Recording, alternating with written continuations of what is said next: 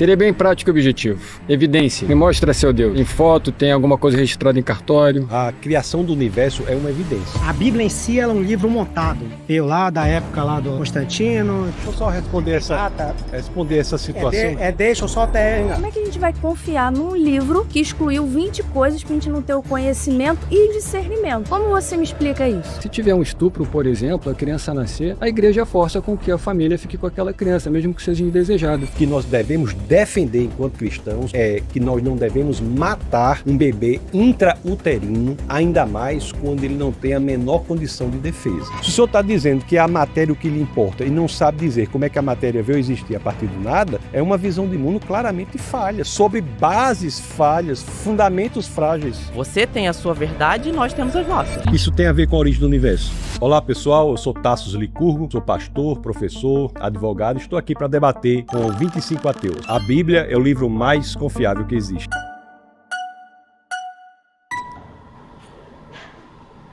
Tudo bom? Olá. Seu nome é? Beto. Prazer, Beto. Prazer. Tassos. A Bíblia é o livro mais confiável que existe. Porque na minha cabeça, qualquer um pode simplesmente escrever um livro, dizer que foi iluminado por alguma coisa e as pessoas acreditarem, né? E documentar de alguma forma, né? Eu acho que falta provas palpáveis pra gente poder dizer que a Bíblia é o livro mais confiável, né? Eu posso lhe apresentar algumas. A Bíblia é um documento. São 66 livros, 39 do Antigo Testamento, 27 do Novo, escritos por cerca de 40 autores. 31 dos 40 escreveram os 39 do Antigo Testamento, 9 dos 40 escreveram os 27 do Novo, num período de 15 séculos. Quando nós analisamos, são pessoas de repertório, backgrounds totalmente diferentes. Nós tínhamos pescadores como Pedro, reis como Davi, tínhamos filósofos treinados da mais alta envergadura, como é o caso de Paulo. E quando nós olhamos em 15 séculos, você tem um argumento extremamente consistente. E não é só isso. Um livro é confiável nos critérios que utilizamos na academia quando ele traz elementos no texto que podem ser investigados. A base do cristianismo, de acordo com Paulo, na primeira carta aos Coríntios, no capítulo 15, no verso 14, é um fato que não apenas se pretende verdadeiro, mas também é investigável. Quando ele diz: se Cristo não ressuscitou, é vã a nossa fé, é vã a nossa pregação. Então veja que a base histórica do cristianismo é um fato que é público, a ressurreição pública de um homem. Existe na academia muitas pessoas que dedicam a vida ao estudo das provas históricas da ressurreição. Então um dos critérios importantes para a veracidade e confiabilidade das escrituras de qualquer livro da antiguidade é se ele parece dizer a verdade. Então a Bíblia não se esconde. Não é só saber se o texto parece dizer a verdade, mas saber se ele não foi modificado no passar do tempo. Isso é muito importante saber, é uma pergunta muito importante. Mas por que a Bíblia não foi modificada? Porque o Antigo Testamento é o mesmo texto sagrado dos judeus, chamado Tanakh. No ano 90 depois de Cristo, esse texto foi fechado e ele virou o Antigo Testamento. O Novo Testamento, que começa com 4 biografias, tem várias cópias que nos garantem dizer que ele não foi modificado. Há 5.686 cópias só do Novo Testamento. Para que o senhor tenha uma ideia, se você colocar essas 5.686 cópias uma ao lado da outra, elas são 99,5% dos casos idênticas. Do 0,5% de discrepância, 80% do 0,5% de discrepância diz respeito unicamente a questões de ortografia. Mas nós temos aqui, tanto no critério de dizer que o texto fala a verdade, quanto no critério de dizer que o que foi escrito lá atrás é exatamente o que nós temos hoje, nós temos a Bíblia como campeã em qualquer uma dessas filas que nós colocarmos. Quando o senhor fala sobre não modificar a Bíblia,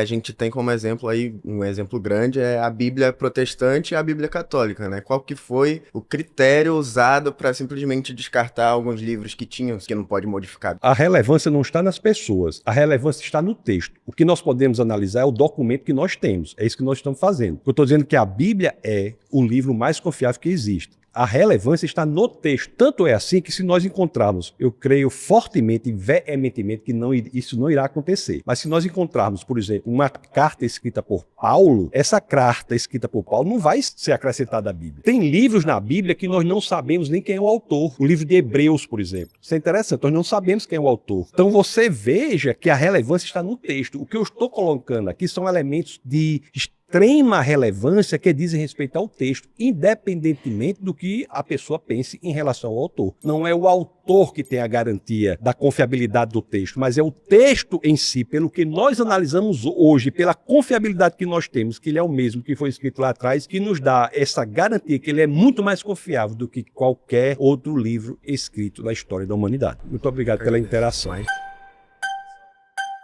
Tudo bem, pastor? Como é que vai, senhora? Vai bem? Vou O nome da bem. senhora? Flaviano, prazer. Então,